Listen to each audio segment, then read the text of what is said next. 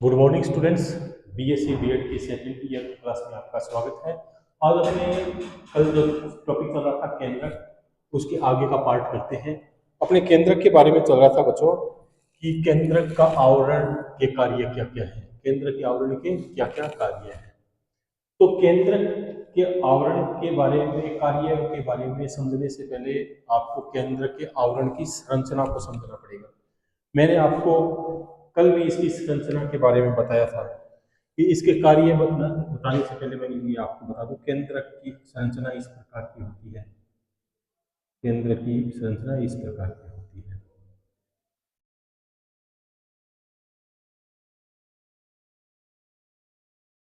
और इसमें क्या होते हैं, रंध्र पाए जाते हैं। क्या होते हैं, रंध्र पाए जाते हैं।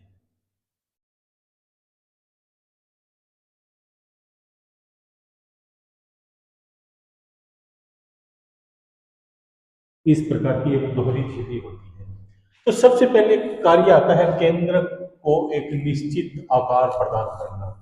तो जो ये आवरण है, इसका मुख्य काम क्या होता है, केंद्र को एक निश्चित आकृति प्रदान करना। क्योंकि ये जो झिल्ली है, इस झिल्ली के द्वारा ही ये केंद्र क्या होता है, इसकी एक शेप होती है। इसकी शेप भी मैंने कल बताई थी आपको। इसकी शेप गोल भी होती है, राउंड भी होती है, ओवल्स भी होती है, अंडाकार होती है, डिस्क नुमा होती है, लेस नुमा होती है, लंबवत भी होती है। अलग अलग प्रकार की इसकी संरचना पाई जाती है। तो इसकी संरचना क्या होती है, गोल, अंडाकार, डिस्क नुमा और बेलनाकार भी होती है। तो अलग अलग प्रकार की इसकी संरचना होती है। लेकिन ज्यादातर क्या होती है, अधिकतर सेल्स के अंदर अंदर इसकी जो संरचना होती है वो क्या होती है, गोल होती है या अंडाकार होती है। ठीक, तो पहला काम हो गया इसका केंद्र को एक निश्चित आकार प्रदान करना। दूसरा काम अपने लेके चलते हैं, केंद्रक द्रव्य को सुरक्षा प्रदान करना। अब इसके अंदर केंद्रिक होता है, यह केंद्रिका होती है। क्या होता है, केंद्रिका। ये क्या हो गया, केंद्रक आवरण। और ये केंद्रक आवरण क्या होती है, दोहरी झिल्ली नुमा होती है।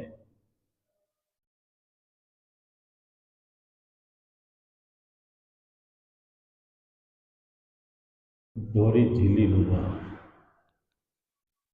एक ऊपर होती है और एक नीचे होती है।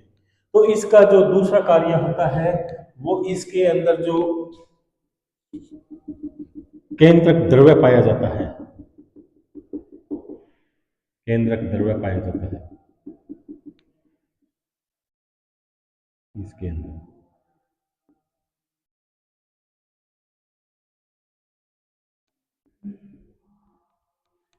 उसको क्या होती है, सुरक्षा प्रदान करने का कार्य कौन करता है, केंद्रक आवरण करता है। केंद्रक आवरण, इसके अंदर जो पाया जाने वाला केंद्रक द्रव्य है, केंद्रक द्रव्य बहुत होते हैं इसके अंदर, खनिज, लवण, प्रोटीन और डीएनए, आरएनए, क्रोमेटिन जाल, ये सारे के सारे जो पदार्थ होते हैं इसको एक सुरक्षा प्रदान करती है। और इसका सुरक्षा प्रदान करने का काम कौन करती है, केंद्रक आवरण करती है। ठीक बच्चों, केंद्रक आवरण का दूसरा काम केंद्रक द्रव्य को सुरक्षा प्रदान करना। तीसरा अपने आते हैं, केंद्रक द्रव्य तथा साइटोप्लाज्म के मध्य अवरोध का कार्य करना, ताकि रासायनिक अणुओं को स्वतंत्रता पूर्वक गमन से रोका जा सके। तो इसके अंदर क्या होती है, ये जो झिल्ली है, झिल्ली के अंदर क्या पाए जाते हैं, छिद्र पाए जाते हैं। छिद्र जिसे क्या कहा जाता है, केंद्रक छिद्र या न्यूक्लियर पोर। न्यूक्लियर पोर भी कहा जाता है। कौन सा, न्यूक्लियर पोर, न्यूक्लियर पोर या केंद्रक छिद्र।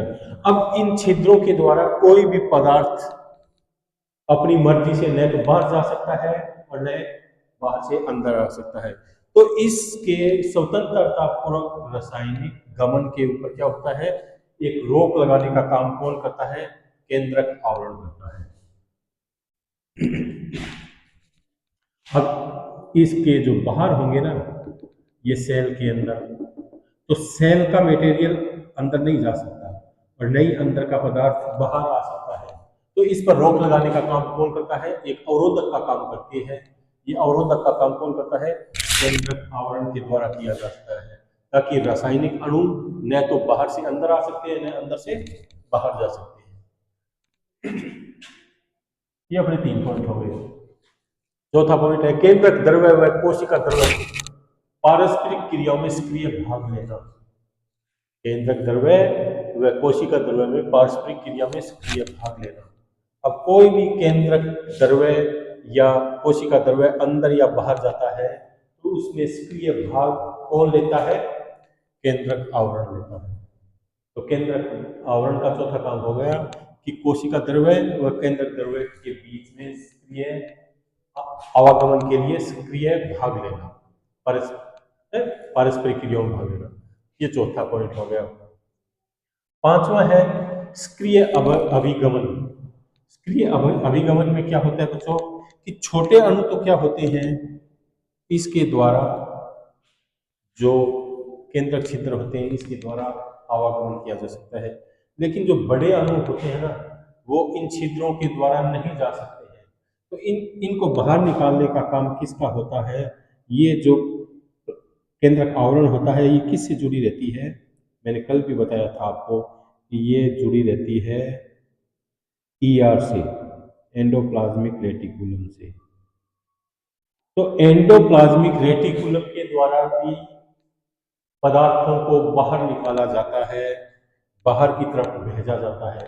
केंद्र के अंदर जो मटेरियल बनता है उसको बाहर एंडोप्लाज्मिक रेटिकुलम के द्वारा बाहर की तरफ भेज दिया जाता है। और ये एंडोप्लाज्मिक रेटिकुलम के अंदर जो पदार्थ होते हैं वो कहाँ जाते हैं? गोल्जी बॉडी होती है उसके अंदर जो पुटिकाएं होती है उस पुटिकाओं में जाते हैं, और उस पुटिका के द्वारा क्या होते हैं, वो सेल से बाहर निकाल दिए जाते हैं, जहां पर उनकी जरूरत होती है वहां पर भेज दिए जाते हैं। तो सक्रिय अभिगमन में भी क्या होता है? केंद्रक आवरण सक्रिय रूप से भाग लेता है। कुछ बड़े अणु होते हैं वो यहाँ से केंद्रक छिद्र द्वारा नहीं बाहर निकलते, तो इसको क्या होता है? एंडोप्लाज्मिक रेटिकुलम के द्वारा बाहर की तरफ भेजा जाता है, तो वो सक्रिय अभिगमन हो जाता है। अब छठा पॉइंट आता है प्रोटीन छिद्रों के द्वारा अंदर व आरएनए छिद्रों के द्वारा बाहर भेजना। अब जो प्रोटीन होता है ना बच्चों, वो तो छिद्रों के द्वारा अंदर जाता है। जो प्रोटीन होगा वो तो छिद्रों के द्वारा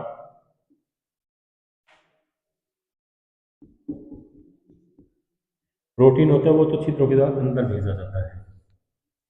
और जो आरएनए होता है, जो आरएनए का निर्माण कहाँ पर होता है? केंद्रिका के अंदर। तो उसको आरएनए को क्या होता है? बाहर की तरफ भेजा जाता है। तो आरएनए क्या होता है? आरएनए के द्वारा ही राइबोसोम का निर्माण होता है। तो राइबोसोम के निर्माण के लिए आरएनए को बाहर की तरफ किसके द्वारा भेजा जाता है? केंद्रक आवरण के द्वारा ही बाहर भेजा जाता है। ठीक है, तो ये हो गया अपना छठा पॉइंट। सातवां पॉइंट है केंद्रिक निर्मित राइबोन्यूक्लिक प्रोटीन। ये केंद्रिका है, ये केंद्रिका है बीच में, इसके द्वारा राइबोन्यूक्लिक प्रोटीन केंद्रक छिद्रों के द्वारा बाहर की तरफ भेजा जाता है। राइबोन्यूक्लिक प्रोटीन का निर्माण किसमें होता है? केंद्रिका में होता है। और केंद्रिका भी क्या होती है? जरूरी नहीं कि एक केंद्र के अंदर एक ही केंद्रिका मिले, कुछ केंद्रकों में इसकी संख्या क्या होती है? 2 या 3 भी हो सकती है। और यह क्या होती है? झिल्ली इसके ऊपर नहीं पाई जाती। इसके ऊपर क्या होता है? कोई किसी प्रकार की झिल्ली नहीं पाई जाती है। तो केंद्रिका इस प्रकार की एक संरचना होती है। इसका मुख्य काम होता है राइबोन्यूक्लिक प्रोटीन का निर्माण करना। इसका निर्माण करना, राइबो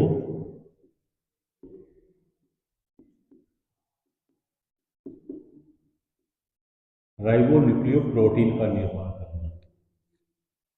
और ये राइबोन्यूक्लिक प्रोटीन क्या होता है, केंद्रक छिद्रों के द्वारा बाहर की तरफ भेजा जाता है और ये बाहर की तरफ आकर राइबोसोम का निर्माण करते हैं। राइबोसोम का निर्माण करते हैं और राइबोसोम से किसका निर्माण होता है, राइबोसोम से प्रोटीन का निर्माण होता है। तो राइबोन्यूक्लिक प्रोटीन का निर्माण केंद्रिका द्वारा होता है और केंद्रिका के द्वारा ये केंद्रक छिद्रों के द्वारा इसको बाहर त्याग किया जाता है कोशिका द्रव्य में, और कोशिका द्रव्य में क्या होता है, राइबोसोम का निर्माण होता है। राइबोसोम से प्रोटीन का निर्माण। नेक्स्ट अपने आता है बच्चों, राइबोसोम को प्रोटीन निर्माण हेतु स्थान प्रदान करना। राइबोसोम को प्रोटीन निर्माण हेतु स्थान प्रदान करना। अब ये जो केंद्रक है, केंद्रक की बाहर की झिल्ली किस प्रकार की होती है, रफ प्रकृति की होती है। रफ प्रकृति की होती है तो इसके ऊपर क्या होते हैं, इसके ऊपर केंद्रक राइबोसोम पाए जाते हैं। इसके ऊपर क्या पाए जाते हैं, राइबोसोम्स पाए जाते हैं।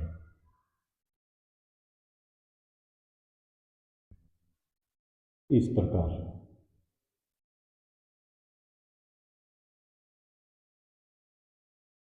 और जबकि अंदर की जो परत होती है केंद्र की, वो क्या होती है,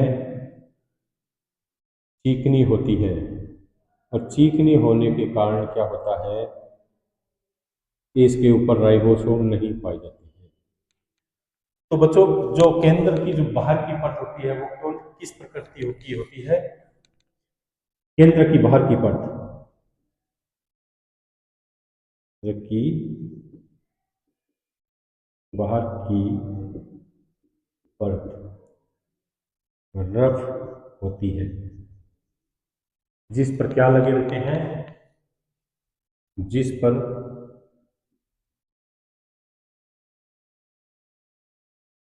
राइबोसोम पाए जाते हैं, जिस पर राइबोसोम पाए जाते हैं। ये है ना, इसके ऊपर राइबोसोम मिलेंगे। जबकि अंदर की परत क्या होती है, चिकनी होती है, रेशेदार समांगी पदार्थ पाया जाता है। नीचे की परत पर क्या होता है, रेशेदार समांगी पदार्थ पाया जाता है जो कि एक प्रोटीन का बना होता है, इसलिए ये चिकनी होती है। तो इसके ऊपर क्या होते हैं, राइबोसोम चिपक नहीं पाते हैं। लेकिन ये क्या होती है कि बाहर की परत क्या होती है, इसलिए चिकनी नहीं होती है, इस पर क्या होते हैं, राइबोसोम पाए जाते हैं। तो राइबोसोम पाए जाते हैं तो इसका पहला काम तो हो गया इसका, राइबोसोम को प्रोटीन निर्माण हेतु स्थान प्रदान करना या राइबोसोम को स्थान प्रदान करना। इसको इस प्रकार भी लिखा जा सकता है। दूसरी भाषा में इसको इस प्रकार भी लिख सकते हैं कि प्रोटीन निर्माण में सहायक होना या प्रोटीन निर्माण में सहायता प्रदान करना। ठीक बच्चों, नौवां पॉइंट है इसमें, न्यूक्लियोप्लाज्म का केंद्रक आवरण से अंतरंग संबंध होता है। ये अंदर का जो न्यूक्लियोप्लाज्म है ना, अंदर का जो केंद्रक द्रव्य है, इस केंद्रक द्रव्य का क्या होता है कि इस जो बाहर का आवरण होता है, बाहर का आवरण होता है, इस बाहर के आवरण के साथ में एक अंतरंग संबंध होता है, गहरा संबंध होता है। यदि इस परत के ऊपर कोई हल्का सा भी झटका लगता है या कोई हल्का सा भी घात होता है, झटका लगता है, तो क्या होता है, पूरा पूरा केंद्र नष्ट हो सकता है। इसलिए इसको बचाने का मुख्य कार्य क्या होता है, केंद्र आवरण का होता है। तो बच्चों ये इसके 9 पॉइंट है। इसके अंदर आज अपने किया केंद्र का कार्य। तो केंद्र के आवरण के कार्य ये 7-8 कार्य है। पहला तो हो गया केंद्र को एक निश्चित आकार प्रदान करना, और दूसरा हो गया केंद्र द्रव्य को सुरक्षा प्रदान करना। इसके अंदर जो भी केंद्र द्रव्य पाया जाता है उसको सुरक्षा प्रदान करने का कार्य किया जाता है। तीसरा है केंद्र द्रव्य व साइटोप्लाज्म के मध्य अवरोधक का कार्य करना। कोई भी प्रकार का गमन बिना केंद्र की परमिशन के नहीं हो सकता है। एक रोक लगाने का भी काम क्या होता है, दोनों साइड में पदार्थों का आवागमन को रोकने का काम, और रोकने का काम किसके द्वारा होता है, केंद्रक छिद्रों के द्वारा होता है। क्योंकि केंद्रक छिद्रों में क्या होता है कि एक प्रकार के पॉइंट पाए जाते हैं, जिसे क्या बोला जाता है, एन्यूलस बोला जाता है, एन्यूलस बोला जाता है। ये एन्यूलस मिलके क्या बनाते हैं, डायफ्राम की संरचना का निर्माण करते हैं। तो ये क्या होते हैं, ऑटोमेटिक बंद हो जाते हैं। केंद्रक छिद्र क्या होते हैं, डायफ्राम की सहायता से बंद हो जाते हैं।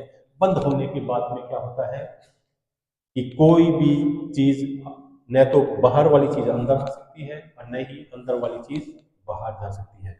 तो इस केंद्रक छिद्रों के अंदर एक गेट का निर्माण करते हैं, फाटक का निर्माण करते हैं। जैसे ट्रेन आती है ना, तो ट्रेन आने से पहले कोई भी गेट होता है, क्रॉसिंग होती है, वहां पर गेट बंद हो जाते हैं। इसलिए न तो कोई साधन इधर वाला इधर जा सकता है, नहीं दाई वाला बाई साइड में जा सकता है, और नहीं बाई वाला साइड दाई वाला जा सकता है। तो जिस प्रकार एक गेट का निर्माण होता है, इस प्रकार एक गेट का निर्माण होता है, जिसे एन्यूलस बोला जाता है। एन्यूलस आपस में मिलकर डायफ्राम की संरचना बनाते हैं, और ये डायफ्राम क्या होते हैं, ये छिद्रों को बंद कर देते हैं। तो छिद्रों के बंद होने से क्या होता है कि न तो अंदर का पदार्थ बाहर जाएगा, न ही बाहर का पदार्थ अंदर आएगा। तो अवरोधक का काम करने का काम किसका होता है, केंद्रक आवरण का होता है। ठीक, और इसके अंदर सक्रिय भाग, पारस्परिक क्रियाओं में सक्रिय भाग लेना। जब केंद्र को लगता है कि किसी चीज को बाहर निकालना है या बाहर वाली चीज को अंदर लाना है, तो क्या होता है कि ये गेट खोल दिए जाते हैं, एन्यूलस डायफ्राम खुल जाते हैं, जिससे अणुओं का आदान प्रदान आसानी से हो जाता है। तीसरा, पांचवा होता है सक्रिय अभिगमन। जैसे कि बड़े पदार्थ होते हैं जो कि इन चित्रों के द्वारा बाहर नहीं जा सकते हैं, तो वो सारे पदार्थ कहाँ से जाएंगे, एंडोप्लाज्मिक रेटिकुलम के द्वारा बाहर की तरफ जाते हैं। लास्ट एक और है, प्रोटीन छिद्रों के द्वारा अंदर और आरएनए छिद्रों के द्वारा बाहर जाता है। प्रोटीन को अंदर भेजा जाता है और आरएनए को बाहर निकाला जाता है। तो ये काम भी किसके द्वारा होता है, छिद्रों के द्वारा। फिर ये केंद्र होता है, केंद्रिका न्यूक्लियोलस। इसके अंदर क्या होता है, न्यूक्लियोप्लाज्मिक प्रोटीन का निर्माण होता है, न्यूक्लियो प्रोटीन का निर्माण होता है। और इस न्यूक्लियो प्रोटीन को भी क्या होता है, बाहर की तरफ भेजा जाता है ताकि उससे राइबोसोम का निर्माण हो सके। एक और है कि राइबोसोम को स्थान प्रदान करना। राइबोसोम को, वैसे तो राइबोसोम कहाँ पर पाया जाता है, एंडोप्लाज्मिक रेटिकुलम पर पाए जाते हैं। कोशिका द्रव्य में बिखरी हुई अवस्था में भी रहते हैं। कोशिका द्रव्य में क्या होते हैं, ये बिखरी हुई संरचना में रहते हैं। और ये एंडोप्लाज्मिक रेटिकुलम पर भी क्या होते हैं, चिपके रहते हैं। सारे एंडोप्लाज्मिक रेटिकुलम पर ये चिपकी हुई अवस्था में नहीं रहती, मैंने आपको पहले ही बताया। जो रफ एंडोप्लाज्मिक रेटिकुलम है उसी के ऊपर ये चिपकी हुई अवस्था में रहते हैं। जो स्मूथ एंडोप्लाज्मिक रेटिकुलम उस पर नहीं चिपके रहते हैं, क्योंकि एंडोप्लाज्मिक रेटिकुलम की क्या होती है, दो प्रकार की होती है, एक रफ एक स्मूथ। तो रफ के ऊपर तो ये राइबोसोम पाए जाते हैं, लेकिन स्मूथ के ऊपर राइबोसोम नहीं पाए जाते हैं। इसलिए राइबोसोम को चिपकने के लिए स्थान प्रदान करने का काम भी कौन कौन करता है, केंद्रक आवरण करता है। तो लास्ट, न्यूक्लियोप्लाज्मिक ये पदार्थ है, इसका क्या होता है, केंद्रक आवरण से गहरा संबंध होता है। इसलिए ये केंद्रक आवरण क्या होता है कि इसके ऊपर ये यदि हल्का सा विघात होता है, झटका लगता है, तो क्या होता है, केंद्रक नष्ट हो सकता है। इसलिए उसको बचाने का काम कौन करता है, केंद्रक आवरण होता है। तो बच्चों, आज आपने किया कि केंद्रक के आवरण के कार्य। नेक्स्ट कल पढ़ेंगे केंद्रक द्रव्य। ठीक, ओके।